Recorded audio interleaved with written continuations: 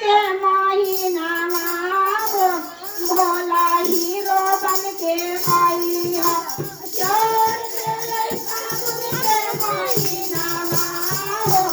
बाबा हीरो बन के आई हा हीरो बन के आई हा भोला हीरो बन के आई हा हीरो बन के आई हा भोला हीरो बन के आई हा लाल लीला के नाम भोला